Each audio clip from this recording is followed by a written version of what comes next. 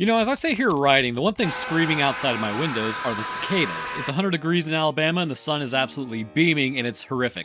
Insects have been on this rock for a very long time, and as such, they have developed several methods of survival. Broods, as they are known, can exist under the dirt for decades, only to come up for a few days, have a wild party that would make every hedonist jealous, and then they just kind of flatline out. Truly, the way I want to go out too. But sometimes this results in the emergence of something known as a superbrood. It's basically when several broods line up on the emergence together as a literal E-Day happens. The same can probably be said for today's topic. Or can it? Cue up the Vsauce music because the apocalypse of the unknown is upon us.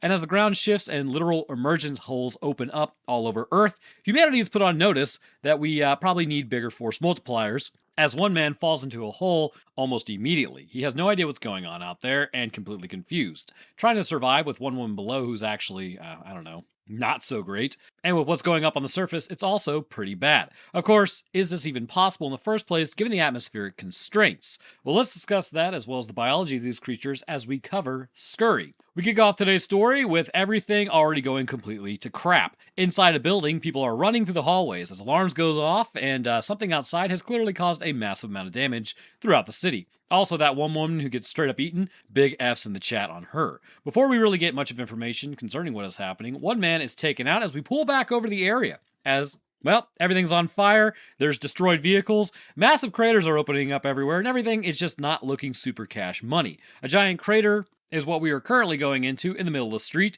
and it's sucking in vehicles. Whatever happened here was fairly significant, and unfortunately for one man named Mark, or Marky Mark of the Funky Bunch, he appears to have ended up directly in the middle of it. Not sure how you get that unlucky, but also simultaneously lucky enough to survive that fall? Who knows? Waking up underneath a pile of debris, Mark somehow is still alive despite being pretty heavily injured. He starts looking around, trying to understand what exactly happened before pulling out his phone and attempting to contact anybody. Nobody predictably answers because probably everything's tied up, so he calls his wife and gets her voicemail. Classic. Leaving a message, he then tells her he's alive and trapped before hearing helicopters somewhere above him. For a moment, it kind of looks like they're probably there to save him. However, almost immediately the helicopter crashes near the crater and sends even more debris falling down around him. Why did the helicopter crash? Honestly, not really sure from what we will see later, but, it crashing is a bit of a problem. It does at least shift enough of the material for Mark to free himself, but his route back towards the surface is now completely blocked due to a cave-in. So, rescue showed up, technically, and, it just so happens to become part of the debris field, which is not ideal. With nowhere else to go, Mark heads deeper beneath the city and begins crawling through a series of tunnels created underneath the crater. As he moves through them, agonizingly slow, by the way, he realizes, I have been impaled by a piece of glass. Pulling that out, he keeps going and eventually finds a woman's bag laying in the tunnel. How did that get there? Well, we're about to find out, so don't worry your pretty striped head over that. Inside is a video camera equipped with night vision, which immediately becomes useful considering what's ahead of him completely in the dark. And as he looks at the camera, he sees today's sponsor. So if you happen to like collecting increasingly ridiculous characters and then throwing them at progressively larger problems, this game has a pretty substantial event going on right now. Raid Shadow Legends has officially kicked off the Echoes of Oz, bringing Dorothy, Gale, and the rest of Oz to Teleria. And if you're new to Raid, stick around because the amount of stuff they're giving away with this event is actually kind of insane. Yes, after Dorothy, Toto, and Scarecrow, Tin Woodman, and Cowardly Lion defeated the Wicked Witch, her protege, Azilda, has apparently decided she is not particularly interested in letting that go. She's pulling Dorothy, her friends, all of that into her own twisted version of Teleria, which brings us around to the new legendary champion, Dorothy Gale. From August 19th through November 19th, all you have to do is log in for 7 days during the Dorothy Gale chase, and you get Dorothy completely free. Keep logging in for another 7 days, and you'll also pick up the extra gear and her upgrades for her. She's built around disrupting enemy teams by removing buffs, applying debuffs, and locking enemies down with crowd control, and she gets even stronger the more Friends from Oz characters you have fighting alongside her. There's also a limited time event dungeon where you take on Azilda the Wicked and can earn chronophage gear along with a bunch of other rewards. I've been playing around with Raid again for this one, and the one thing I do appreciate is how much stuff there is to actually do. You're constantly building different teams and champions for different situations, and they keep adding more content on top of it. Plus, it's cross-platform between mobile and PC, so you can jump back into the same account whenever you're playing. Now, if you're new, then use my link in the description or scan the QR code, because this is where the starter rewards get pretty insane. You immediately unlock a starter pack with legendary champion Narma the Returned. Then, within 48 hours, you can use one of the 4 promo codes for another legendary champion. Use GETALICE for Alice the Wanderer, KITTYCUT for Cheshire Cat, SUPERVICTORY for Pelops the Victor, or Wrath for Grand Oak Paydrag. You can only choose one, and personally, I'd go with Cheshire Cat, because if we're already doing Wizard of Oz related stuff, we may as well fully commit. Then log in for 7 days to grab Dorothy Gale, and once you reach level 15, you'll also get Epic Shadowkin champion Chonoru. So that's 3 legendary champions, 1 epic champion, plus all additional starter rewards. Just use my link or scan the QR code. It's an amazing way to actually start your account, and using my link also helps support me and my channel. Thank you so much, I appreciate it. Taking it with him, Mark continues until he hears another person somewhere nearby. At this point, he has no real idea whether the tunnels are just old utility systems, maybe a natural void exposed by the collapse, or just a new path carved through everything underneath the street, surely by not something, that's like a giant bug-like creature, because that would be crazy. Finding a woman appearing to also be in dire straits, she initially tells him that her name is Sarah, which is super dumb, as she will ask later why he keeps calling her Sarah. I don't know, gal. Maybe because you said it. Granted, she did just agree, because he calls her Sarah.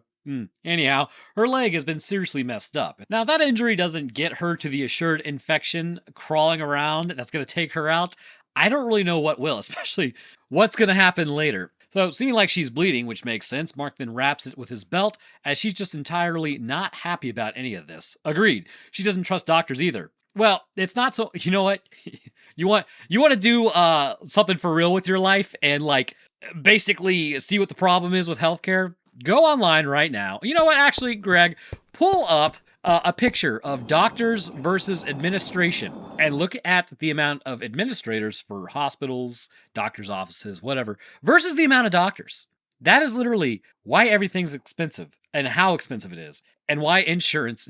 My God! Anyways, I could complain about this all day, but now you know. There's no need for this much administration and overhead for freaking doctors. Anyways, almost immediately she starts warning him to be quiet. Mark doesn't understand why and continues asking questions. Mark, shut up, brother! But she tells him there are things nearby that can also hear them. More importantly, she claims everyone above ground is dead, and nobody's coming to rescue them. Mark obviously has a difficult time believing this because he was unconscious during most of whatever was happening, so, he's the guy to ask. And then thinking back, he knows the city was hit by something, but he doesn't yet understand the scale of this situation, which I want to highlight that. He thinks it was hit by something. There are some discrepancies here that we'll kind of see because, technically speaking, we don't necessarily know where these things are coming from. Sarah, on the other hand, is acting like the apocalypse already happened, which arguably, yes. Also, Mark realizes Sarah is probably not Sarah, but gets no name out of her. He assumes she has stolen the bag as well. The two begin moving through the tunnels, with Mark helping her along because the ground beef leg she's dragging is having some problems.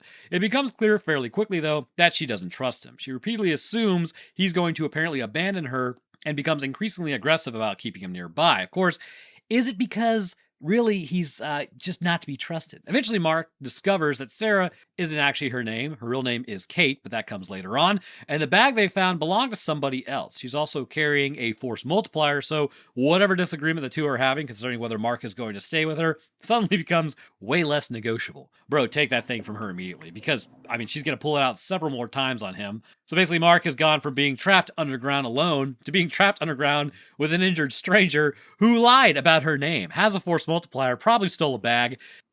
You know what? That's not really an improvement from things on the surface, but hey, she could always miss too, right?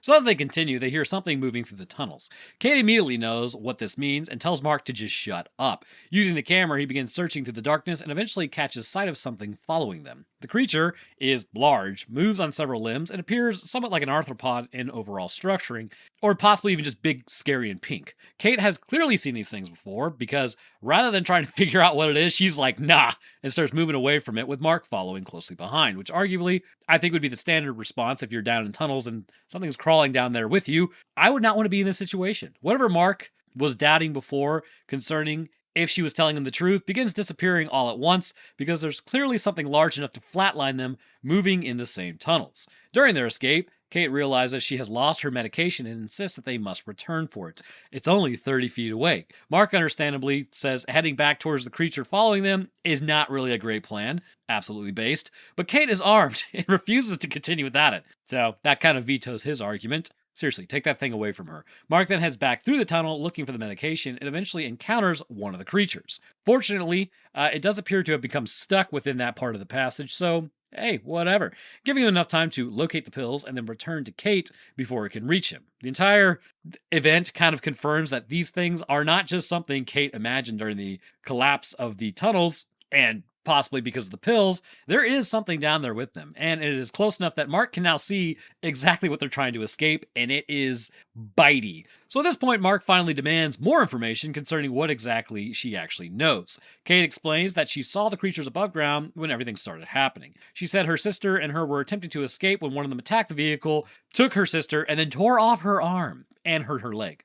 But because of what she saw, Kate believes the city has effectively been wiped out, which, I mean, is a pretty safe assumption, but you're underestimating a human response. 500 kgs appear to do just fine, concerning the giant bugs out there. Mark still refuses to accept that everyone is gone because his wife and younglings are somewhere above them, and he intends to get back to them if he can. You see, Mark hasn't assumed everyone is gone yet. Kate, on the other hand, is now without 8 because she's like, yeah, I'm on my own, big dog. Moving farther through the tunnels, they eventually see a light in the distance. Approaching it rather carefully, assuming it's the outside world, they find it's just a flashlight next to what appears to be another body. Yeah, that's a bit of a spirit breaker. Searching the man for anything useful, he then suddenly wakes up and begins screaming, "Brother, why were you sleeping down here? What were you doing?" And considering the creatures appear to respond to sound, aggressively might I add, what an idiot. This immediately creates another problem as one of them arrives and attacks this guy, finally giving Mark what he has craved, which is a clear look at exactly what Kate has been telling him was down there the entire time. They have hands near their mouths, by the way, which is just very strange. But whatever hope was there that maybe he was just going to crawl out, or maybe she could tell him, like, some information, yeah, it's not going to happen. So anyways, they now know noise brings basically these things directly to them. So they take off again and continue trying to find another route to the surface. Their relationship kind of remains pretty subpar because Kate still assumes Mark is going to leave her behind. Like, gal, chill out. Where is he going to go? The other side of the tunnel? Like, it's not that big of a deal. Also, the other side of the tunnel leads back to those things. So discussing that with her, Mark then points out that he's had plenty of opportunities to do exactly that and has continued helping her instead. So maybe, just maybe, it might be time to take one of those chill pills that you were feeding for. But before they can really resolve any of this, one of the creatures attacks and then grabs Mark, dragging him farther into the tunnel. Kate basically continues moving without him. So, she's the villain, which is fairly consistent with how she's treated survival up to this point, but eventually she does turn around and go back, which is going to be awkward to explain later. When she locates Mark again, he's alive, and the creature that attacked him is dead because he's an absolute Chad. Somehow during the struggle, Mark was able to kill it with just a knife. Again, absolute Chad. This appears to change their, kind of relationship somewhat because from this point forward, they begin acting less like two nerds forced into the same situation and more like actual people trying to, survive it and work together, which is standard human socialization anyways. Like, everybody knows if aliens came down to Earth, humanity would pretty much unite to deal with that issue before going back and fighting each other like a bunch of idiots. Anyways, they continue moving while Mark begins telling Kate more about why reaching his family matters so much to him. The fact that one of the creatures can actually be taken out also somewhat changes the situation. They're still badly outmatched, but these things are not completely indestructible, which you could take it out with a knife. So later, this is going to be really stupid. But before the disaster, apparently Mark had been struggling with the sauce as he informs Kate about one night that was absolutely not great. So again, that night he gets absolutely blasted. He accidentally started a fire in the home by leaving a heater running in the garage. As a result, his son was almost deep fried extra crispy. The guilt from this incident caused Mark to leave his family because he believed they'd be better off without him, which arguably, I mean, look, man, you screwed up bad, like real bad, but that's a really stupid reason to leave your family behind. Anyways, now that the city has been destroyed and he has no idea whether any of them are still alive, all he wants to do is have another opportunity to find them. Kate straight up yells at him about being a father and not abandoning his family and stuff, which is absolutely grounded on that take. We don't get a lot of good takes from Kate, and this one was pretty good.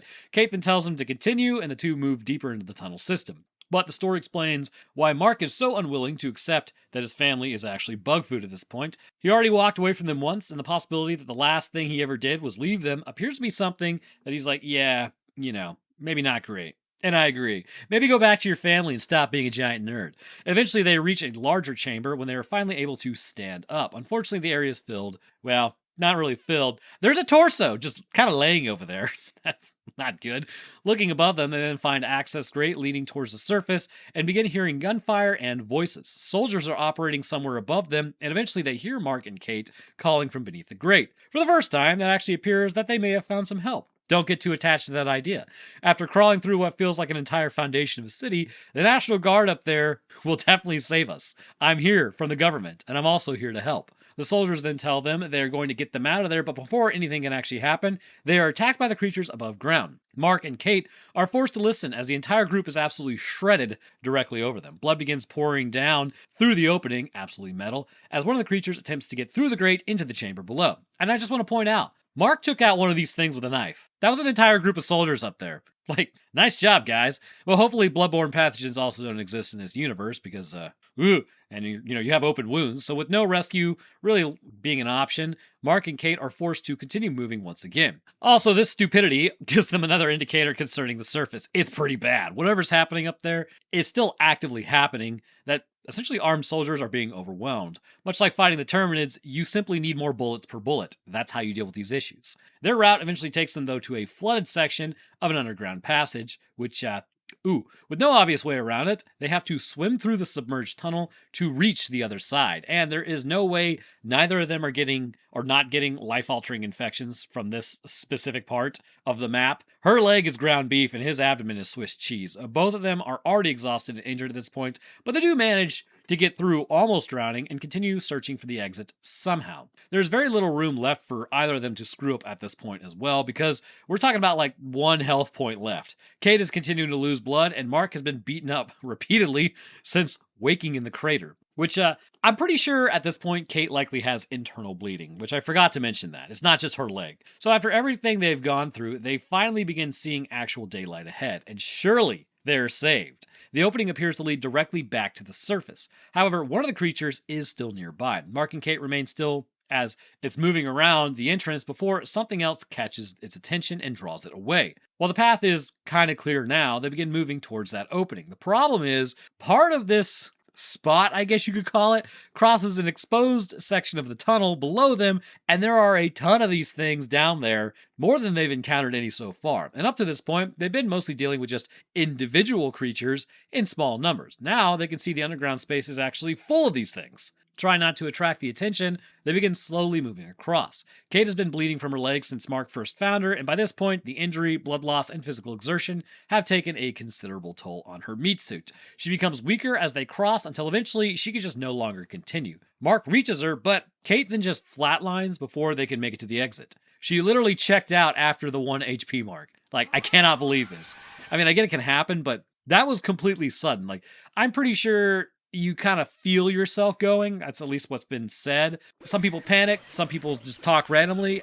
I don't know, man. Anyways, so after everything they survive together, she makes it close enough just to be in the way of them getting out. Nice. So Mark is now left alone within sight of the actual escape. Kate's body is blocking the route forward, classic. And he initially kind of stays with her and appears to have reached the point where he's ready to stop trying. His family may already be gone. Kate has basically blocked everything, and she's been with him as they've attempted to reach safety, which has, I think his spirit is broken. The entire journey has effectively brought him to the exit, only to leave him with no reason to believe anything is better on the other side. So then his phone receives a message, as if almost divinely.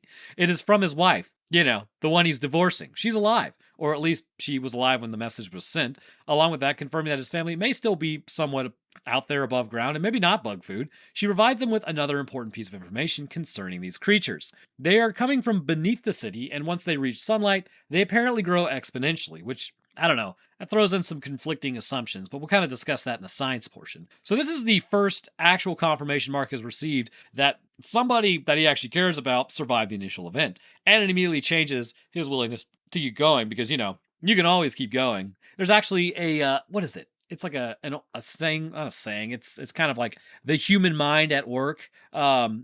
Basically a ship sunk, I think it was like during wartime, And what happened was some soldiers knew that help was coming in like 4 hours, and some soldiers didn't know help was coming in 4 hours. The ones who didn't know or were further away, they ended up drowning within 30 minutes because they didn't know, like, they're like, oh, what's the point? Whereas those who knew help was coming, they lasted like 4 hours and were able to be saved. It's basically the human brain's willingness in the face of overwhelming adversity. If you know it's going to end and you know you're going to, like, could make it out if you just keep going, you're probably more likely to do it. Whereas if you don't know, you're like, ooh, yeah, never mind. So very strange. But anyways, so this is like, kind of an important event, and it immediately changes his willingness to keep going, as I've mentioned. But the message also reframes everything that they have seen underground. The creature Mark and Kate have spent this entire time avoiding, that's not even the largest form these organisms can reach. Whatever is happening at the surface is allowing them to become significantly larger after leaving the tunnels.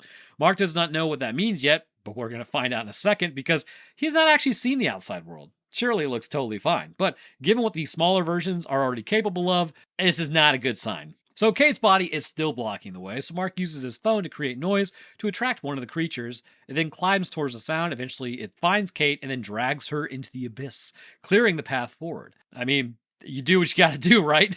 But at the end, it's like you say your goodbyes and it is what it is. So anyways, because of this, Mark has reached the point where there's really not another option that he had. He cannot move her himself without risking falling into that space below, and staying there means he's going to be found anyways, and that'll be his fate. So with the path open, Mark begins climbing towards the opening, but another creature moves after him before he can escape. Using alcohol with his lighter, he manages to ignite it and force it back long enough to continue. It was man who was made in God's image, not you, creature. Be consumed by the holy fire of Old Crow. Oh, God, I am so sure that literally gave me, like, gut rot. So anyways, after spending nearly the entire movie trapped underground, which I gotta tell you, that was a super slow burn, Mark finally pulls himself out of the crater and reaches the surface. For the first time since waking up, he can breathe, and he sees some daylight, and there's space around him to witness the horrors beyond man's comprehension. Unfortunately, reaching the surface, is not reaching surface, and apparently this becomes quite evident quite quickly.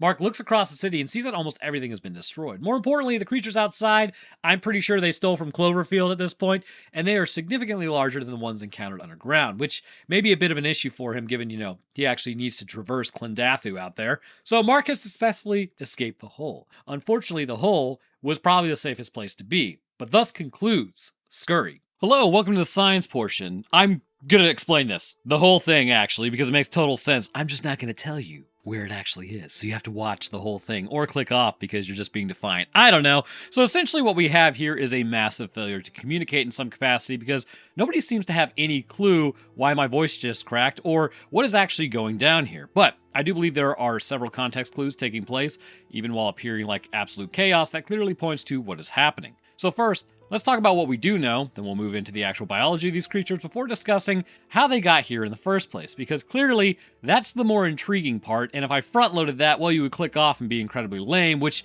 you wouldn't want to be a giant nerd, would you? That would be crazy. Alright, so let's establish what we know here, which is very little, but it just shows that this may actually be not an alien invasion of sorts, but actually something maybe homegrown. The weeks leading up to this outbreak, it was confirmed that there were earthquakes all over the planet, not just small ones, but occasional foundationally shattering large ones as well. All over the globe, at random points, the ground would shake, and then just as suddenly as it started, it would stop. As the film begins, we can clearly see that there is damage all over the place, but let's assume for a second that it was actually maybe just meteorites hitting the planet. Where is the blast wave? If this is something that fell to Earth in that capacity to maybe leave these craters there that we are seeing, then this would have created a massive shockwave leveling the city around it. The fact that the glass is still intact in these windows clearly shows that this was not a blast wave issue. Along with this, Marky Mark and the Funky Bunch over there fell into a hole. He wasn't walking along blissfully unaware and then suddenly a meteorite hit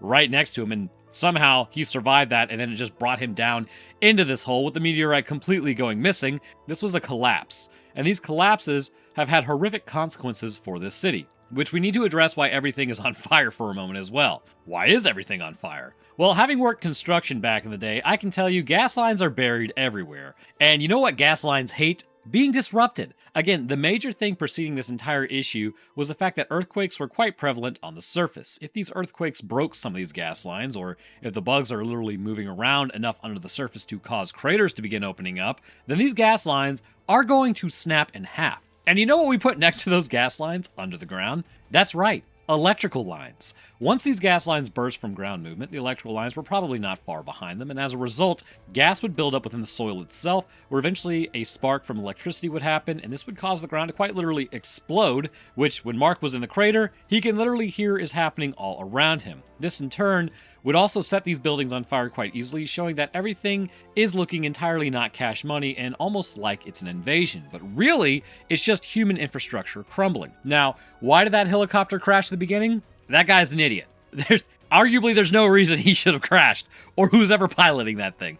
So as the outbreak continues on its standard pathway, Kate's recollection of things cannot be discounted, but I do believe the way that she is explaining it does not point to anything extraterrestrial. As she was moving with her sister, she claims that something hit them. So what is this thing, or what could this thing even be that could move the car? Well, there are several different options here that would help to explain the situation. First, it could have just been an aforementioned explosion within the ground itself. If this was the case, I mean, she wouldn't have seen it happen because it would be under the soil, but the result of it would have sent the car into a wall probably because it would have actually distorted the road. The second option is something maybe like falling from a building and then hitting the vehicle. This could be glass, metal, concrete, a person, pretty much anything falling off and hitting the car, so that would cause issues as well. But what I actually believe it to be is the third option, as we will discuss their biology here in a moment. These things start growing uncontrollably once they hit sunlight, which is about to make perfect sense here when I explain, how it's really going down. What I think hit her car was when they were trying to escape. It's quite literally a bug that was pacing them. These things are incredibly attracted to sound. A speeding vehicle's engine can be quite loud, louder than a person, and they're in a city, so obviously this is where cats get stolen, like not, the sacred Dr. Mambos, but actually like catalytic converters, which, again, you got to protect your cats in the cities, then the vehicle would be even louder. Not saying that's what happened, I'm just saying it's always a possibility. So I think she got rammed into by a bug that then disabled the vehicle. And this is why almost immediately her sister was then pulled out of the car and her arm was torn off, and her own leg was then turned into ground beef. All these things coming together, the lack of apparent blast wave destruction, the fires burning on buildings, but that they still have glass, the unclear origin of damage when trying to escape, really indicate that this is not an extraterrestrial issue, but one that could be homegrown, which I will discuss here momentarily, how these things could slip past humanity's radar for so long. But before we get to that, we need to understand how exactly their biology works, because it's clear there are some, there's some major species-ending issues we need to discuss. Now, there is a reason the creepy crawlies of this planet do not get as large as they used to, which we should all be thankful for. During the Carboniferous period, the Earth was flooded with oxygen. Now, you may be asking yourself, well, why is that, Roanoke? You just going to say things and not explain them? You know that's not what I'm going to do. Well, it was sort of an issue of an imperfect, kind of like situation and a perfect environment for it. Typically, when a plant or life form in general produces oxygen, they are breaking down CO2 in the environment and producing O2 and glucose as a byproduct by using sunlight to aid in this process. Standardly, with trees, we have now in most environments that we have, the trees will engage in this process along with all other plant matter, where eventually, like all life, they will die. Big F's in the chat. It's really kind of a curse having consciousness and knowing this is going to happen. But anyways, falling over, their bodies will break down and produce CO2. As a result, the carbon in glucose is liberated through decomposers, liberating it. This process ensures that really it all just kind of goes back into the same function of the atmosphere and system. So in theory, if we plant more trees, we can pull more CO2 out of the atmosphere. But the issue is once those plants die, they will simply release that CO2 back into the atmosphere once more. So it's kind of an open cycle. So really not a fix long term, but potentially it could lower CO2 levels on this rock for a little while. And if we were to do this, really once the tree dies, all we have to do is just cut it down, pull its roots out, and blast it into space. However, back during the Carboniferous period, around the equator existed what was essentially a band of swampy terrain. The trees and plants would then grow out of this water and start pumping out oxygen because they're cool guys like that. If being knocked down by a storm or just naturally falling post-mortem, then they would fall into these waters. Ironically, even though the atmosphere was super oxygenated, the water itself was quite oxygen poor, where the plants would then sit, not decomposing in the slightest due to the hostility of this environment, preventing microbes from breaking down the plant material. This in turn meant that as plants just sat there, they locked away the carbon from the atmosphere as more and more fell on top of them, which this would eventually become what we know as coal now. And as we burn a lot of this stuff, the question remains that has always plagued people: by releasing the carbon that was locked away in the past, are we going to create more issues, or are plants going to respond by building up more since there is more food available? Typically, humanity has been surprised time and time again by life. Look no further than the fungus literally eating the radiation from the Chernobyl reactors, or the bacteria that has now evolved to start eating plastic in the ocean. And in fact, if you need some, less doom and gloom, forests are kind of on the rise. I remember it was maybe 6 years ago. Look, I'm not the big Chinese supporter here or anything, but I believe China has kind of addressed a lot of the situations in their own environments by planting a ton of trees. I think India is doing the same thing. And I think in the US, we're also starting to plant more trees. A, because it looks great. I mean, who doesn't like trees? But B, because, we kind of need to. Anyways, but what we do know about all this is that while coal is definitely necessary to power production, we may need to find another power source here soon, perhaps the giant floating orb above our heads, dumping energy on this planet. Was it not a square foot? I hate to use this, but a square meter apparently gets a kilowatt of energy. So anyhow, with the rise of oxygen, this will put the atmosphere at somewhere between about 30 to 35% oxygen levels, whereas today the levels sit around 21%. And this had some profound impacts on open circulatory creatures. More complex life is, at least what we know it as, going to have a closed circulatory system, and this is our specific variant, I guess. Blood is moved through blood vessels, pumped to tissue by the heart, whereas oxygen is then delivered more precisely. And this allows for larger animals under the constraints of lower oxygen levels, as tissue can be properly perfused even if the creature is larger. For humans, this is critical, as this allows for our brains to operate at the levels that they do. There are some drawbacks to this design, however. The biggest one is obviously it takes a ton of energy to run this system. The heart has to constantly beat, and should it stop, then you're totally boned. And that's just how it is. Along with that, we are more vulnerable to pressures of the atmosphere, and given the blood is also under high pressure in the system, damages to vessels can actually cause pressure loss rapidly, or it can even damage itself due to this pressure. Like if you have a high blood pressure, it can lead to atherosclerosis, which is a super fun word to say. And if you hit your carotid, you know exactly what happens. You just bleed out quite rapidly, which also isn't great. In the smaller vessels, this is caused an incredibly complex amount to form, like capillaries and all this, in order to properly perfuse tissue. And this also creates resistance once the vessels get smaller like this. Sort of like, when you see the white specks in your vision, or they call it seeing stars, that's actually white blood cells moving through the vessels of the retina in pretty much a single file line, but eventually they put pressure on the vessel itself, which then touches the retina and then causes the retinal cells to activate, and that's how small those vessels actually are.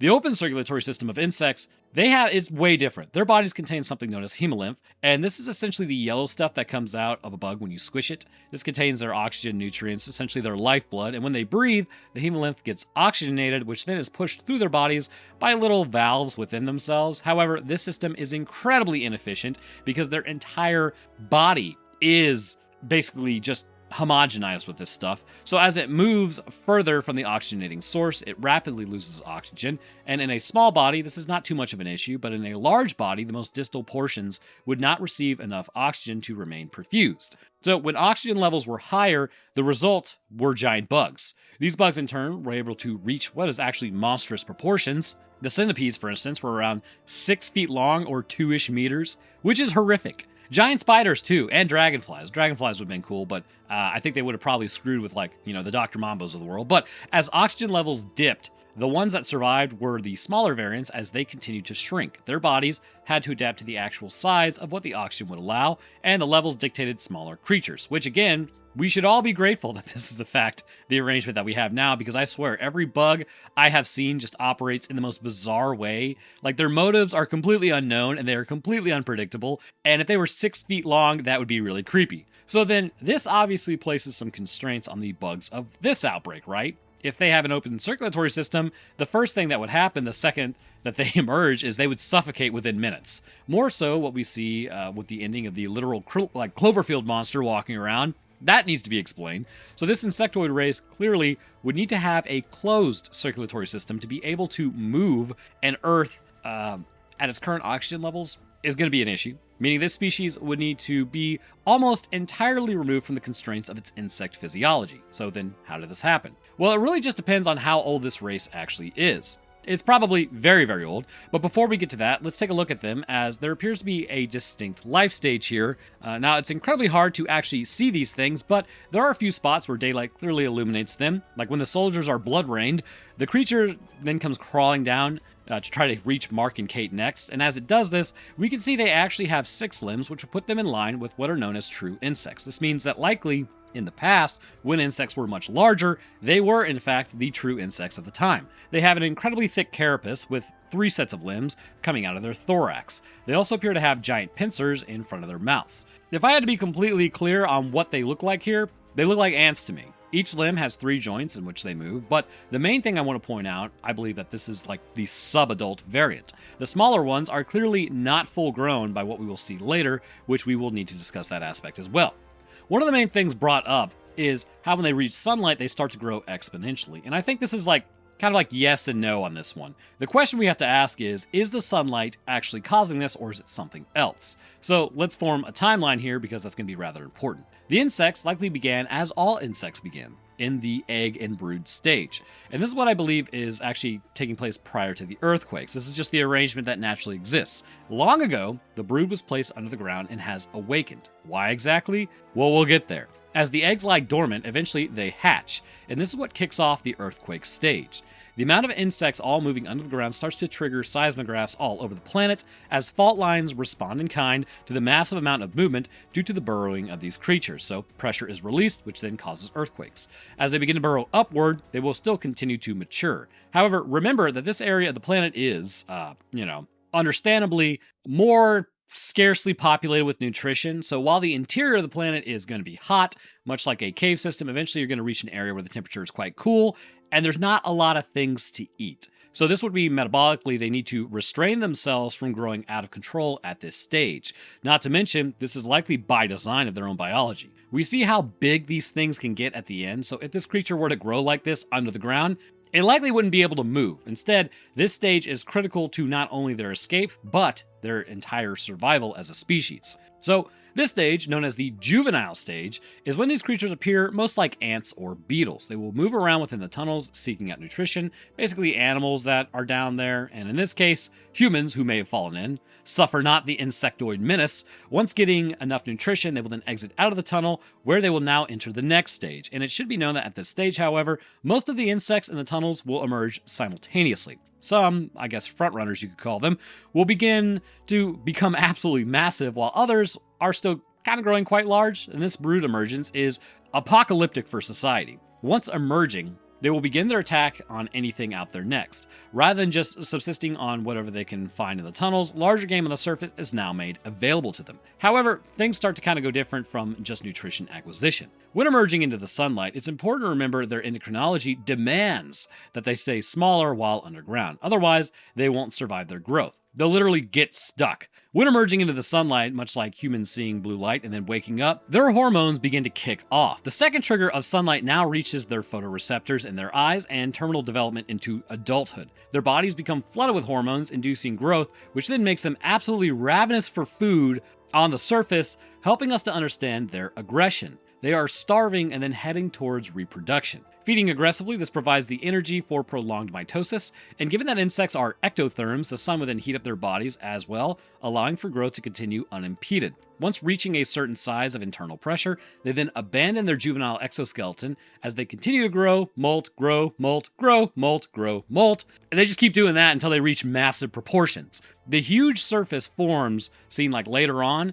would be the sexually mature stage. As At this point, I'll hypothesize that several physiological changes beyond just simple size exist. Probably stronger respiratory pumping is definitely going to be necessary, otherwise they would not be able to get this size. Much larger lungs, possibly an entirely modified respiratory system would need to actually exist within these. Expanded musculature, their exoskeletons, because of the square cube law, would need to be incredibly thick to support their weight. And then also they would mature reproductive organs and potentially alter their behavior. This stage may exist primarily to just feed, mate, and disperse, which means back in the day, if you want to know how old these things are, they likely existed with the insects of that time frame, except, due to basically just natural adaptations, random selection, all these wonderful things that induce genetic changes. Well, look at that. They developed an actual closed circulatory system, whereas their peers may have not developed a closed circulatory system. But it's unknown how long this process takes place, but if they operate anything like cicadas do, while they may, like at least cicadas lasting weeks to months, this particular variant of insect may last years to decades, which presents a massive problem for humanity. Not something we couldn't overcome, but many of the population would very likely be eaten, which in and of itself may be the problem.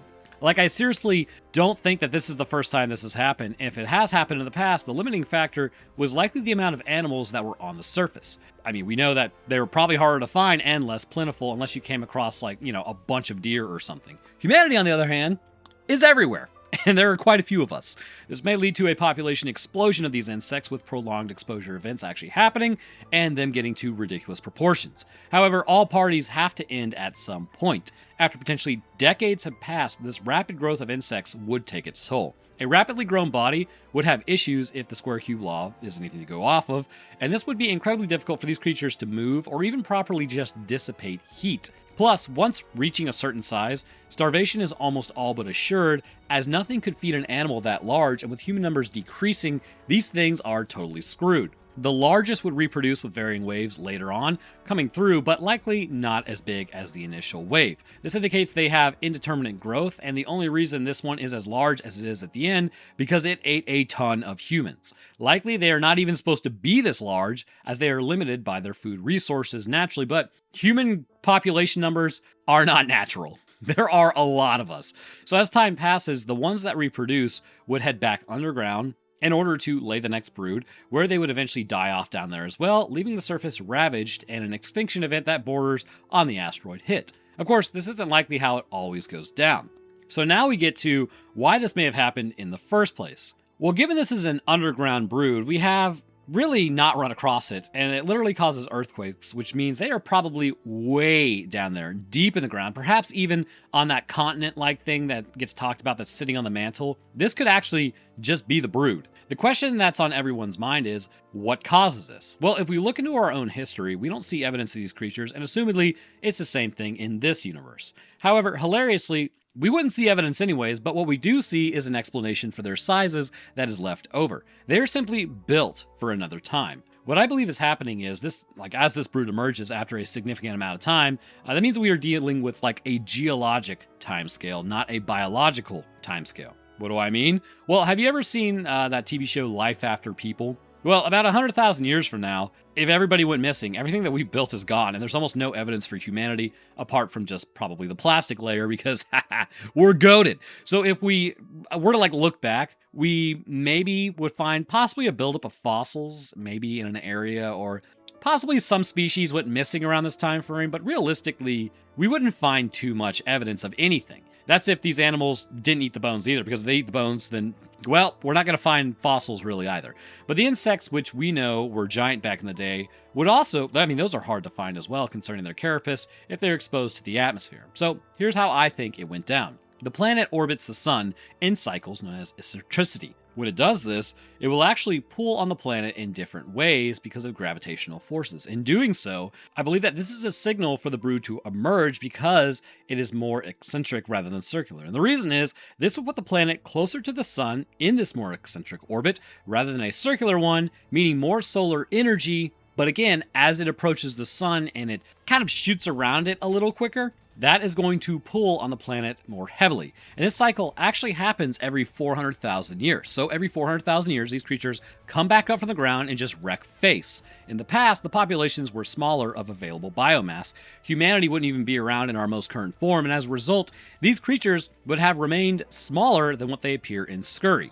They would then breed more quietly in smaller numbers, and then return back underground to sleep for another 400,000 years. Their indeterminate growth is likely inspired by unknown prey on the surface. Some cycles, it's other giant bugs. Then some years, it's smaller dinosaurs or, whatever was available during the Triassic, with maybe larger dinosaurs not available to them. And then for some reason, one year the dinosaurs are completely gone and it's just small mammals. And then later it's larger mammals, which, given how deep they burrow, explains why they keep surviving extinction events in the first place. They're simply sleeping through it underground as eggs. So unless you have like a planet cracking event, they're completely shielded from everything that ends up happening. Talking about like the crap that has plagued Earth, like asteroids, wouldn't affect them. Cosmic blasts, like cosmic rays that we know have hit Earth in the past, wouldn't affect them because there's so much ground above them. But it was simply the time frame that they came up when humanity was at massive numbers that allows them to grow and thrive. And this would set humanity back to the Stone Age, or at least near it, once this brood was done. But hopefully we would keep some sort of record to pass along to the next humans 400,000 years later, assuming we didn't hit a genetic bottleneck through the founder effect, which would be pretty bad. But anyhow, I hope you enjoyed. If you did enjoy, then please leave a like and a comment. As I have maintained, YouTube switched to AI on all their nonsense, which now only reads likes and comments as any form of metric. So anyways, basically that stuff helps a lot. I'll drop my Twitter, Discord, Patreon, Roanoke Tales, Roanoke Games, where all my live streams are being uploaded, and Instagram links down in the description. Speaking of patrons, I'd like to thank mine real quick. At the Astrophysicist tier, we have Death Dancer and Webitron Supreme. Thank you, guys. At the Scientist tier, we have the Chad of Chuds, Metric System, Invictus Echo, Official Texan, SSJ4 Lotus, and Gina Elaine. Thank you guys as well. And to the rest of my patrons, I really do appreciate y'all's support. It keeps a lot of things running around. Well, not running around, but running around here. Running around here? Yeah, whatever. Anyways, it helps. So I do appreciate it. All right, well, that's going to do it for me. I hope everyone enjoyed, and I'll see y'all in the next one.